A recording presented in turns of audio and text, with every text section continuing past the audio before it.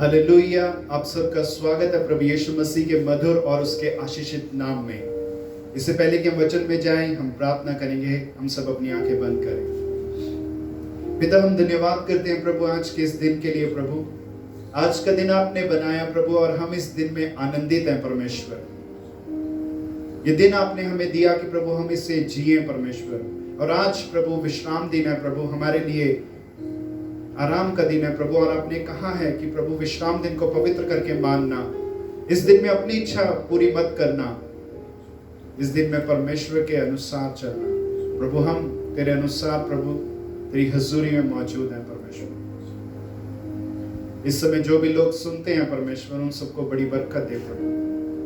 जो वचन बोला जाता प्रभु, उसको सुनने के लिए परमेश्वर हर एक सुनने वाले को प्रभु सुनने वाले कान दीजिए परमेश्वर। ग्रहण करने वाला हृदय दे परमेश्वर। उसके ऊपर चलने वाले बन पाए प्रभु, ऐसा अनुग्रह, ऐसी शक्ति प्रभु आप हमें दीजिए। सब आदर महिमा आपके नाम को देते हैं। पवित्र आत्मा हम में से होकर बात करें, आपकी तारीफ कर यीशु के नाम से आमीन। मेरे प्रियो, फिर से आपका स्वागत है प्रभु यीशु मसीह के नाम में। हम शारीरिक रूप से एक दूसरे से दूर हैं, लेकिन आत्मिक रूप में हम एक दूसरे के करीब हैं। और धन्यवाद हो प्रभु यीशु मसीह, हमें कनेक्टेड रखते हैं एक दूसरे से। प्रभु यीशु मसीह हमें जोड़े रखते हैं। इस महामारी के समय में भी परमेश्वर ने हमें नहीं छोड़ा है। यीशु मसीह भले हैं और वो हमें संभाले रहते हैं। परमेश्वर का धन्यवाद हो। ऐसे समय में जबकि लोगों की जॉब्स जा रही हैं, जबकि सैलरियां कटती जा रही हैं, लोगों के पास खाने के लिए नहीं है, परमेश्वर ने हमें हर रीति से संभाला है। परमेश्वर ने हमारी सब जरूरत को पूरा किया है। क्योंकि बाइबल कहती है जवान शेर को तो घटी हो सकती है, वो भूखे भी रह सकते हैं, लेकिन परमेश्वर के किसी भी धर्मी जन को कोई घटी कभी नहीं होती। जो परमेश्वर का धर्मी बंदा है, जो परमेश्वर का धर्मी जन है, उसको किसी भी बात की कभी भी घटी नहीं होगी।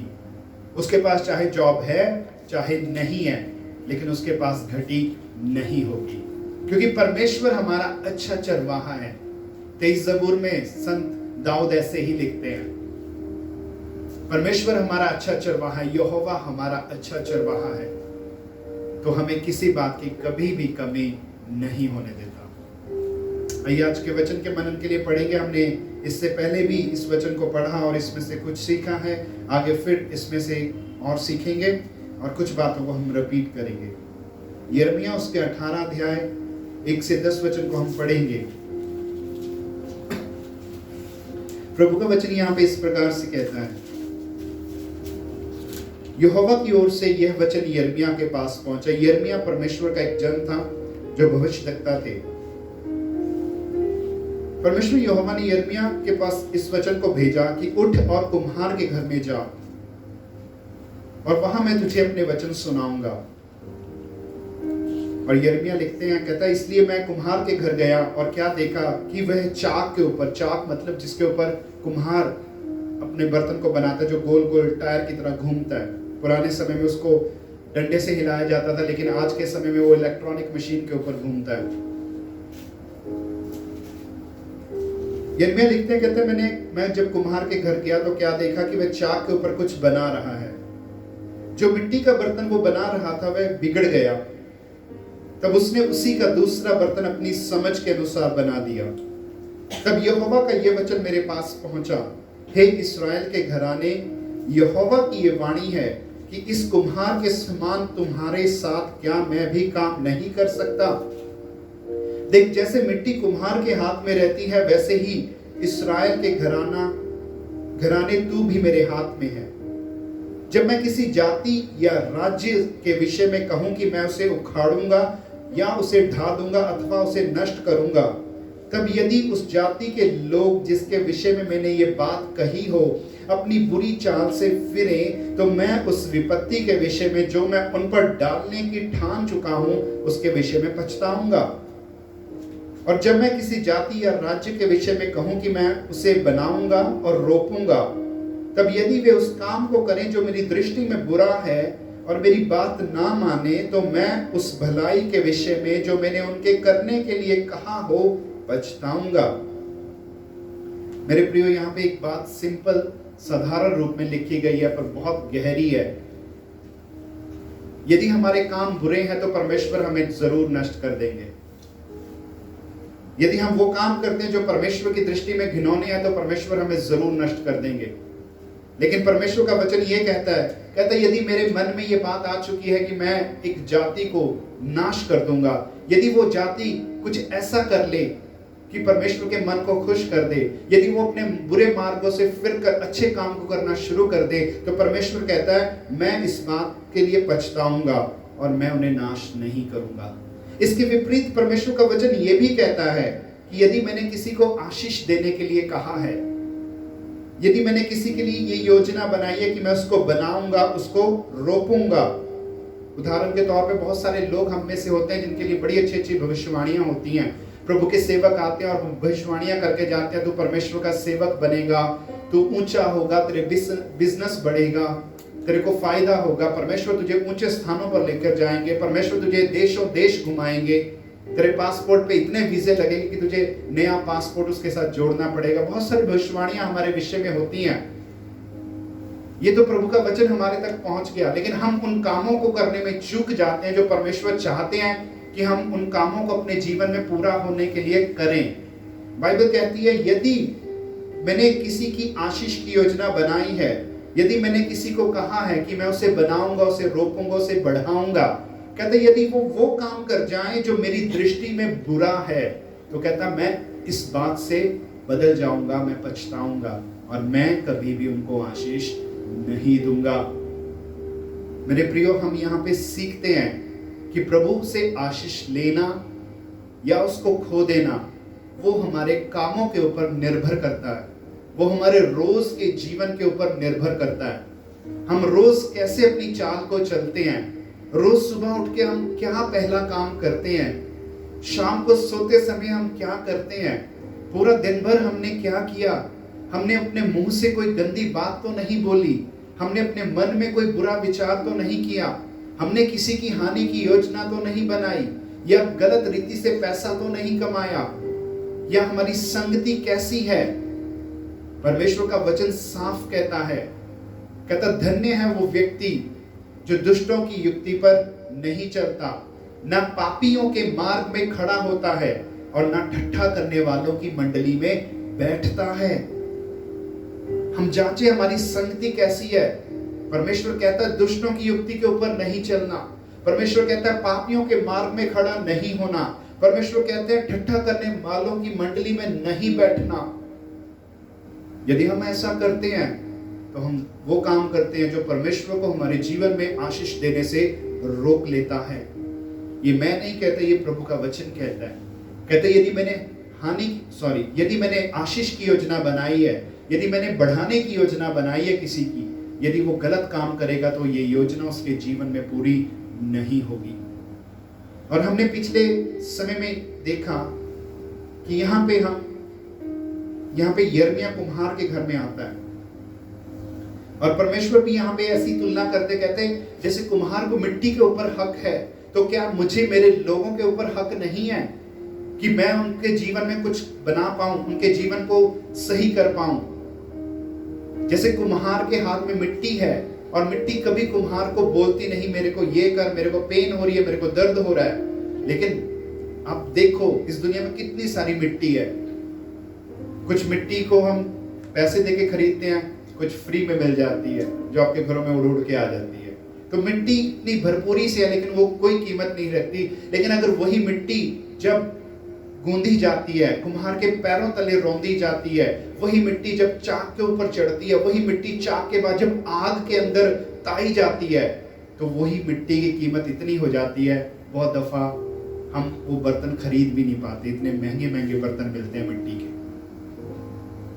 ऐसे ही हमारा जीवन है। जब हम परमेश्वर के हाथ में अपने आप को सौंप देंगे तो परमेश्वर हमें चाक के ऊपर रखेगा। चाक वो स्थान है जहां हमें बनना है, चाक वो स्थान है जहां पे हमारा जीवन बनता है। वो हमारे जीवन का एक सर्कल है। मैंने पिछले दिनों में बताया कि वो जो चाक है वो हमारे जीवन की परिस्थितियां हैं, वो हमारे जीवन के हालात हैं। छोटा चाक हमारे 24 घंटे का दिन है, फिर एक हफ्ता, फिर महीना, फिर साल, फिर हमारा पूरी जिंदगी। ये हमारे हालात हैं जिनमें हम रोज गुजरते हैं और रोज परमेश्वर हमें बना रहा है। जब हम बिगड़ भी जाते हैं, यहाँ पे लिखा जब कुम्हार से वो बर्तन बिगड़ गया तो उसने अपनी समझ के अनुसार उसका एक नया बर्तन बना दिया। यदि हम गिर भी जाते हैं तो परमेश्वर हमें फिर से उठाते हैं। यदि हमारा जीवन खराब हो जाता है, हम कहीं गलती करते हैं, शैतान के कामों में फंस जाते हैं, तो परमेश्वर हमें फिर से बनाते हैं अपनी समझ के अनुसार। फिर से वो हमारे जीवन में एक नई योजना लेकर आते हैं, वो फिर से हमारा एक बर्तन बनाते हैं जो स्वामी के काम आए। आज का विषय है मालिक के योग्य बर्तन। एक ऐसा बर्तन हमें बनना है जो स्वामी के काम आए। तीमुथियुस में लिखा गया, कहता बड़े घर में बहुत सारे बर्तन होते हैं, सोने चांदी के होते हैं, मिट्टी और काठ के होते हैं। कहता जो कोई अपने आप को शुद्ध करेगा, हमें अपने आप को शुद्ध करना है, ये जिम्मेवारी हमारी है। परमेश्वर ने हमें बता दिया कि तुम ऐसे शुद्ध हो सकते हो, लेकिन अपने आप को शुद्ध करना ये जिम्मेवारी हमारी है। तो हमें अपने आप को शुद्ध करना। और हमने जाना कि हम कैसे शुद्ध हो सकते हैं। हमने देखा कि हमारा स्वभाव यीशु मसीह जैसा होना चाहिए। उसको मारा गया, उसने धमकी नहीं दी, उसको गाली दी गई, उसने गाली नहीं निकाली, उसने अपने आप को सच्चे न्याय के हाथ में सौंप दिया। आज हमें भी जरूरत है हम भी अपने आप को सच्चे न्याय के हाथ में सौंप दें। फिर हमने देखा कि हमें अपने मुंह के ऊपर कंट्रोल रखना है। हमें अपने मुंह के ऊपर कंट्रोल रखना है, क्योंकि हमारी बातें ऐसी हो सकती हैं कि किसी के जीवन को ले सकती हैं। ऐसी हमारी बातें हो सकती हैं जो हम किसी के जीवन को खत्म कर सकते हैं। हम आगे बढ़ते हैं। हम मालिक के योग्य बर्तन कैसे बन सकते हैं, उस संदर्भ में हम आगे बढ़ते हैं। और आज मैं आपके साथ एक वचन को पढ़ना चाहूंगा, रोमियो उसका 12 अध्याय उसका 1 और 2 वचन।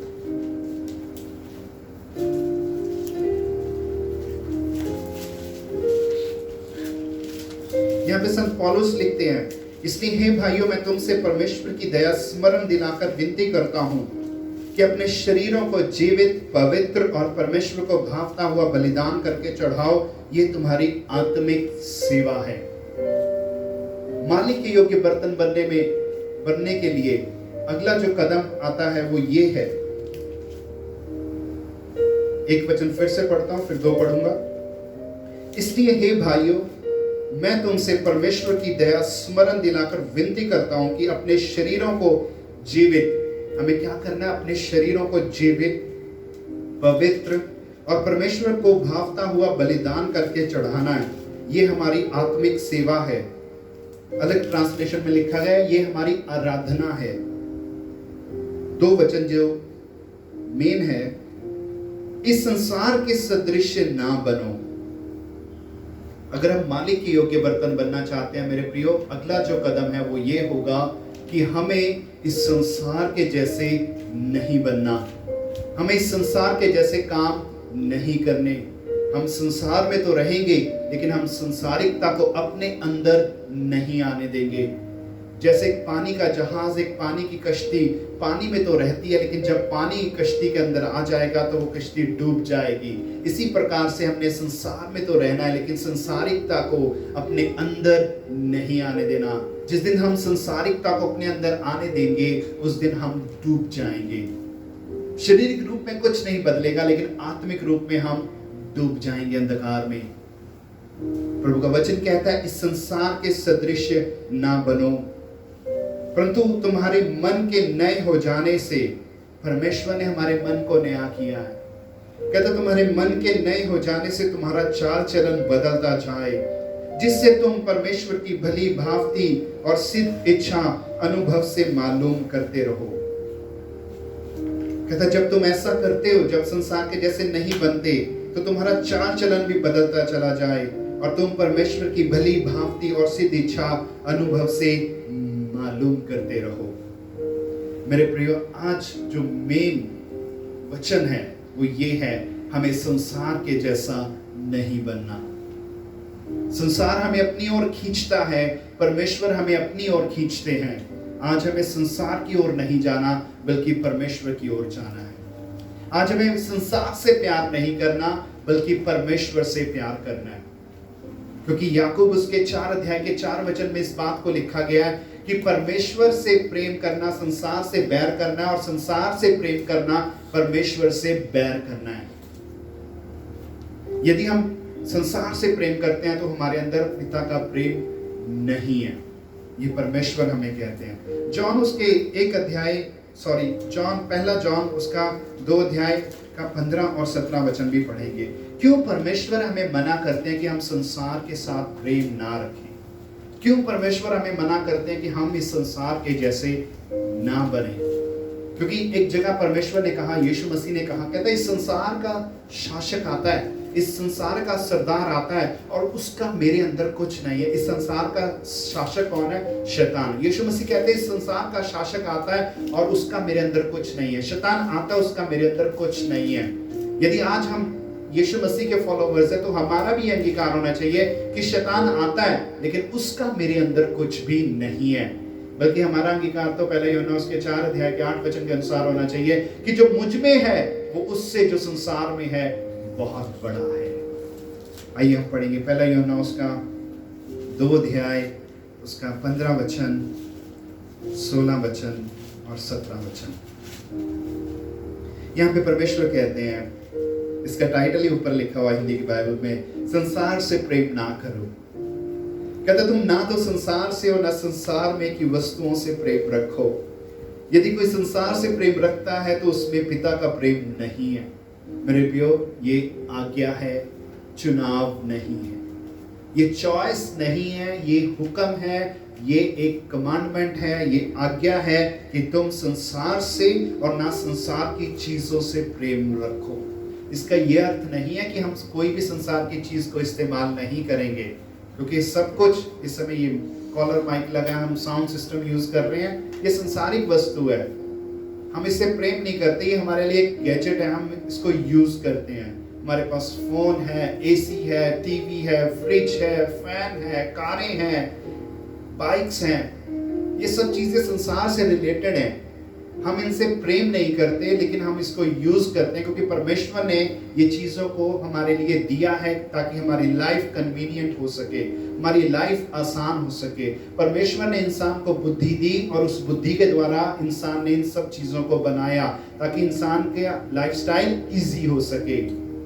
लेकिन अगर हम इनको यूज करने की जगह इनको प्यार करना शुरू कर देंगे तो ये परमेश्वर के वचन के खिलाफ बात चली जाती है, और जो कि सही नहीं है। क्योंकि प्रभु का वचन कहता है एक नौकर 2 मालिकों की सेवा नहीं कर सकता। हम परमेश्वर को भी खुश करते रहें और संसार को भी खुश करते रहें, ऐसा नहीं हो सकता।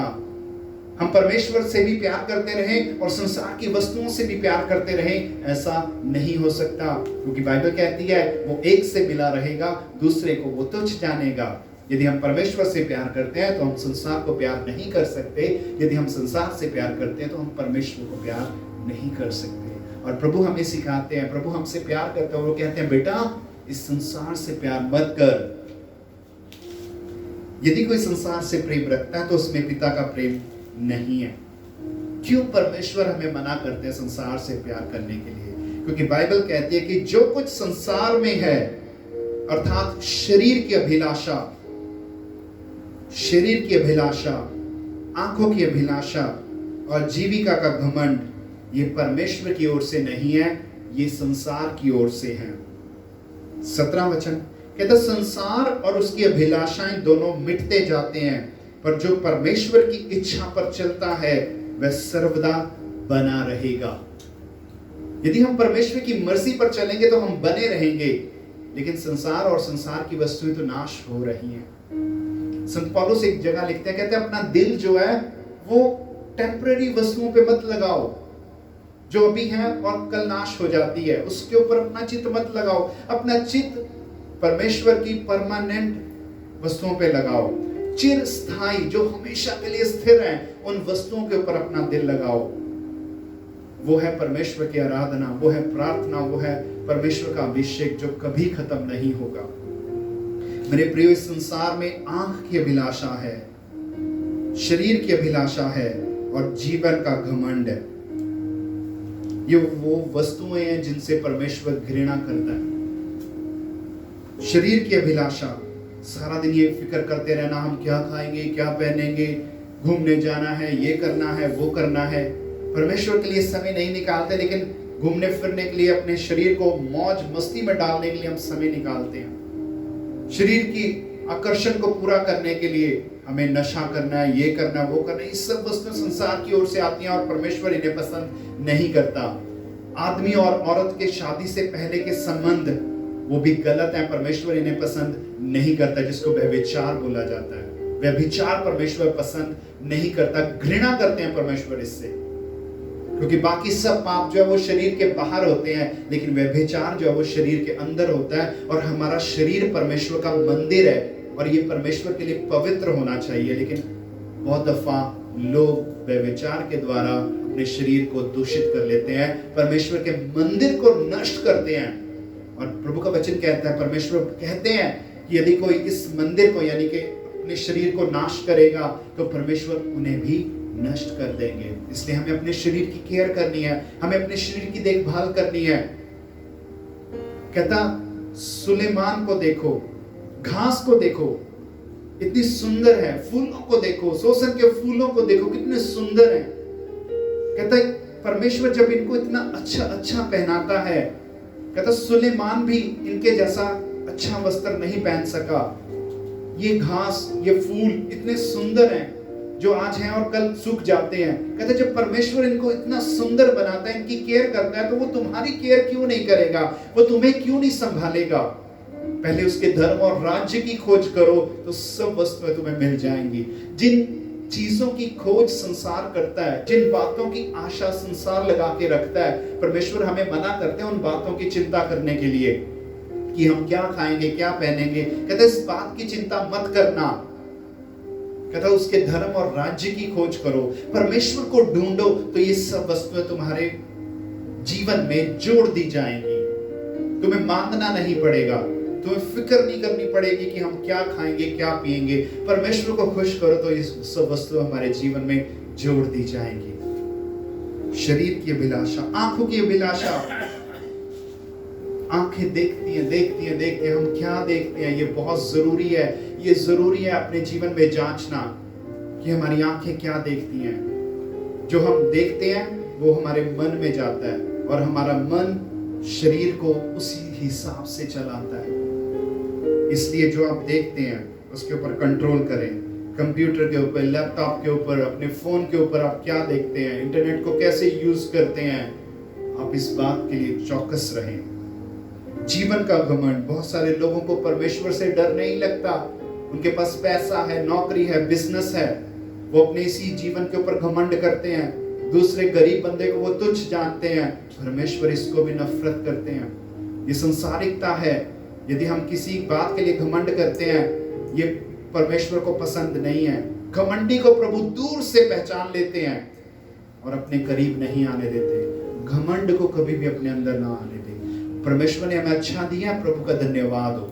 प्रभु ने हमें अच्छा घर दिया, अच्छी गाड़ी दी, अच्छे गैजेट्स दिए। इन सब बातों के लिए प्रभु का धन्यवाद करें। अगर आपके पास नहीं है तो भी धन्यवाद करें, क्योंकि परमेश्वर आपको देने के लिए जा रहे हैं।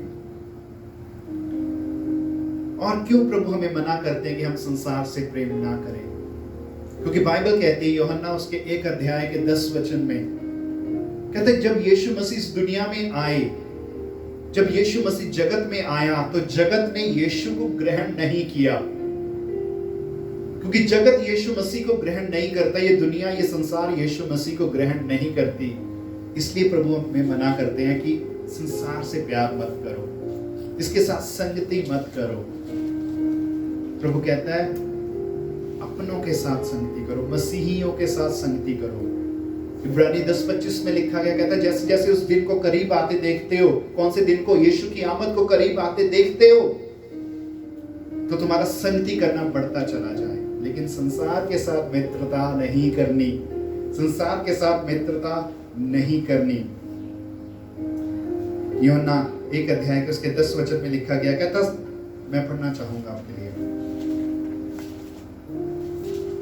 जॉन उसका 1 अध्याय 9 से पढ़ता हूं। सच्ची ज्योति जो हर एक मनुष्य को प्रकाशित करती है वह जगत में आने वाली थी, अर्थात यीशु मसीह। 10 वचन, वह जगत में था और जगत उसके द्वारा उत्पन्न हुआ और जगत ने उसे नहीं पहचाना। यीशु मसीह जगत में थे और यीशु मसीह के द्वारा संसार बना है, शब्द के द्वारा, वचन के द्वारा संसार बना, और संसार ने यीशु मसीह को ही नहीं पहचाना। जो संसार यीशु मसीह को नहीं पहचानता, इसलिए परमेश्वर मना करते हैं कि हम संसार के साथ प्रेम ना करें।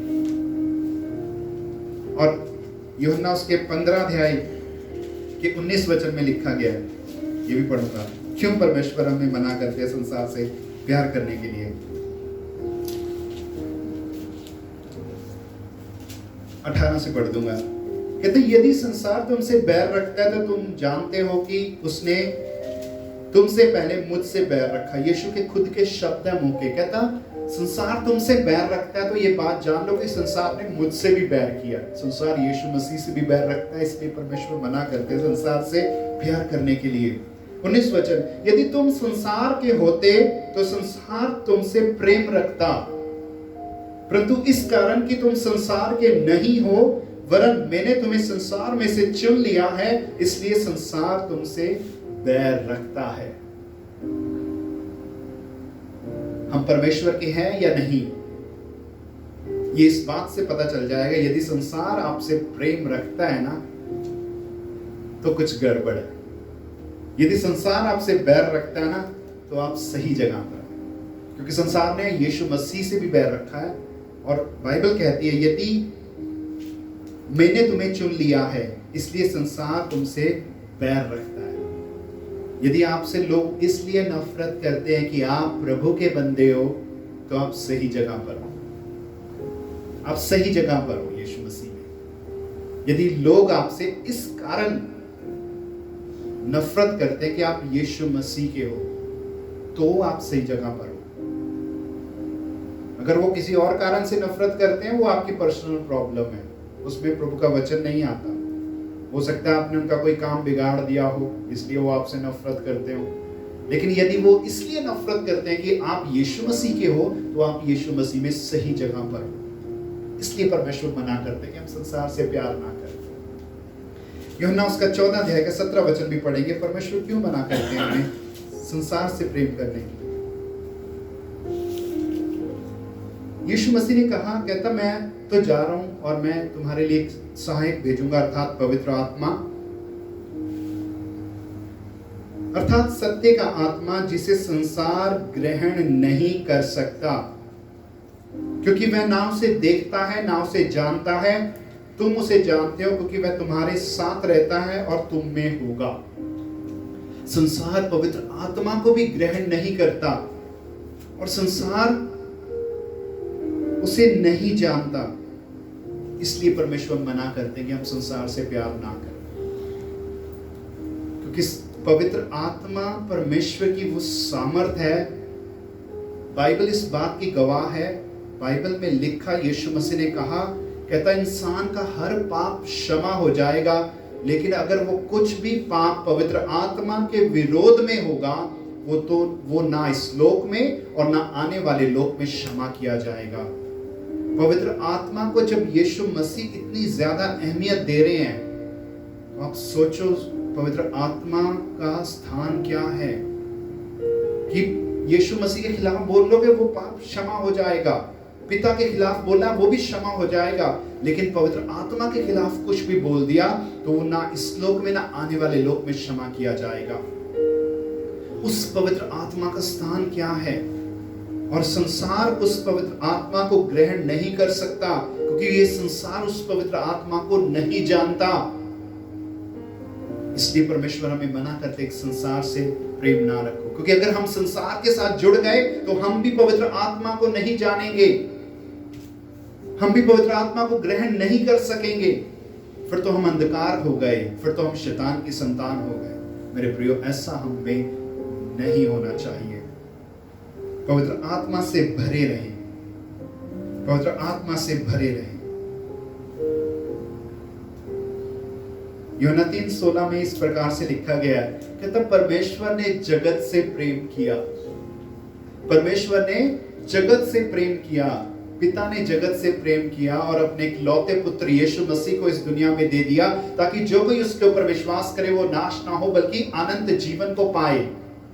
परमेश्वर जगत से प्रेम करते हैं। क्योंकि जगत में हम रहते हैं, लेकिन हमें जगत को प्रेम नहीं करना, क्योंकि परमेश्वर जगत में नहीं रहता। वो स्वर्ग में है और स्वर्ग उसमें है। हालेलुया। मैं फिर से बोलूंगा, परमेश्वर ने जगत से ऐसा प्रेम किया, अपने एक लौते पुत्र को दिया, ताकि जो कोई उसके ऊपर विश्वास करे वो नाश ना हो बल्कि अनंत जीवन को प्राप्त करे। परमेश्वर जगत को प्यार करते हैं, संसार को प्यार करते हैं, इसलिए करते हैं क्योंकि संसार के अंदर हम रहते हैं जो परमेश्वर के ऊपर विश्वास करते हैं। हम संसार के अंदर हैं, इसीलिए परमेश्वर हमें प्यार करते हैं और संसार को प्यार करते हैं, लेकिन हमें मना करते हैं संसार से प्यार करने के लिए, क्योंकि परमेश्वर संसार में नहीं रहता। उसकी उपस्थिति सब जगह है, उसकी आंखें सब तरफ घूमती हैं। कुछ भी इस दुनिया का, इस संसार का उसकी आंखों से छिपा हुआ नहीं है, लेकिन वो हमें बोलते हैं कि इस संसार से प्रेम मत रखो। परमेश्वर कहते हैं मुझसे प्यार रखो, और वो कहां पे है? बाइबल कहती हम उसका मंदिर, आकाश उसका सिंहासन है, पृथ्वी उसके पांव की चौकी है। हम उसके रहने का स्थान इस दुनिया में नहीं बना सकते, लेकिन ये उसकी महानता है कि उसने हमारे शरीर को अपना मंदिर कहा है। हम उसके मंदिर हैं, परमेश्वर हमारे अंदर वास करते हैं। मेरे प्रियो, यदि हम ऐसा करेंगे, यदि हम अपनी चाल को सुधारेंगे, यदि हम अपने आप को शुद्ध करेंगे, इस संसार से दूर रहेंगे, इस संसार के जैसे नहीं बनेंगे, इस संसार के जैसे काम नहीं करेंगे, संसार से मित्रता नहीं रखेंगे, तो हम मालिक के काम आने वाले बर्तन बनेंगे। हम मालिक के काम आने वाले बर्तन बनेंगे। और बहुत तरह के बर्तन होते हैं घर में, कुछ किचन में यूज होते हैं, कुछ बाथरूम में भी यूज होते हैं, कुछ बाहर डस्टबिन के लिए भी यूज होते हैं। तो चुनाव हमारा है, हमें कूड़ादान बनना है या हमें रसोई में मालिक के काम आने वाला बर्तन बनना है, जो मालिक के घर के अंदर हो।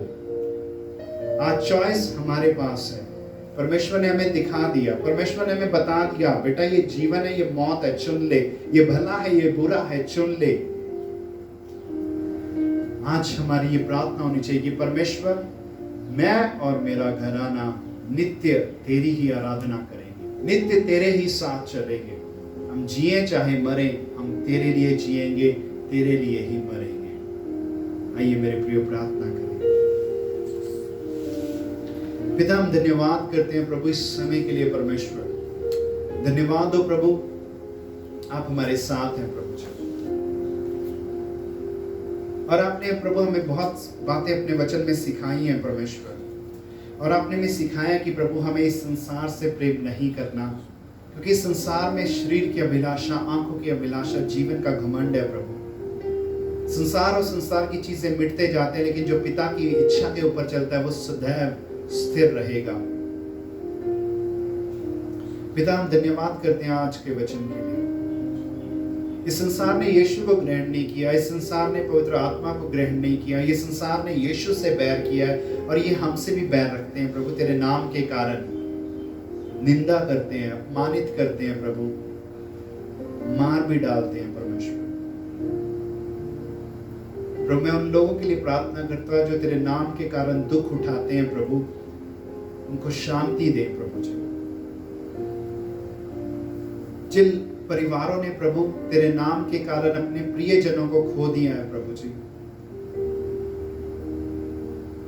मार दिए गए परमेश्वर तेरे नाम के कारण प्रभु जी, उन परिवारों को अपनी शांति से भरे प्रभु, क्योंकि हम जानते हैं जो तेरे नाम के लिए मरते हैं प्रभु, वो तेरे राज्य में सितारों की नाई चमकेंगे प्रभु जी।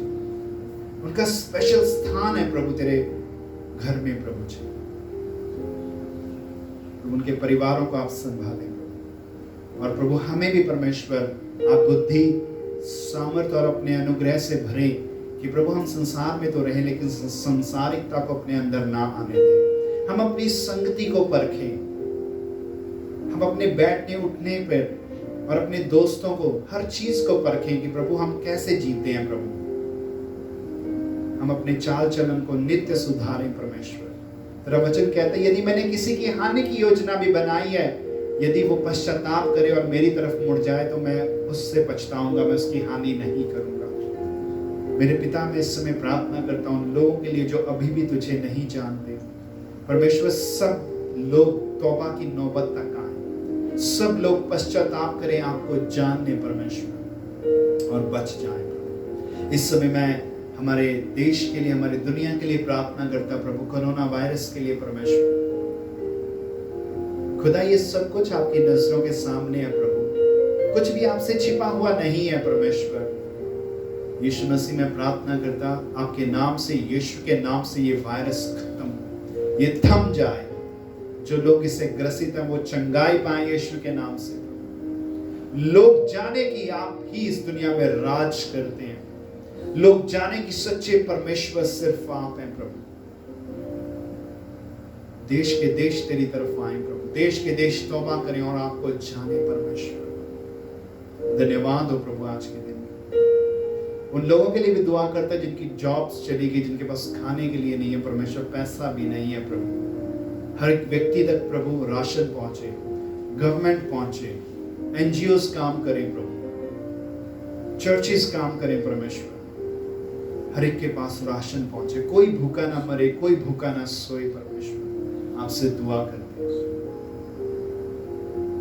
इस समय मैं अपनी कलीसिया के लिए प्रार्थना करता, फादर्स हार्ट फैमिली के लिए, चर्च के लिए दुआ करता प्रभु। इस पूरी कलीसिया को आपके हाथों में सौंप देता परमेश्वर। आपने अब तक संभाला है, आगे भी आप ही संभाले परमेश्वर। एक एक विश्वासी को आप संभाले प्रभु। सबकी जरूरतें यीशु तेरे नाम से पूरी हो रही हैं प्रभु, उसके लिए धन्यवाद करता हूँ। फिर से जब तक हम नहीं मिलते, हमें संभाल के रखिए प्रभु। आपका अनुग्रह प्रभु हम सब पर हमेशा हमेशा बना रहे प्रभु। धन्यवाद। यीशु मसीह के नाम से इस प्रार्थना को मानते हैं, आमीन।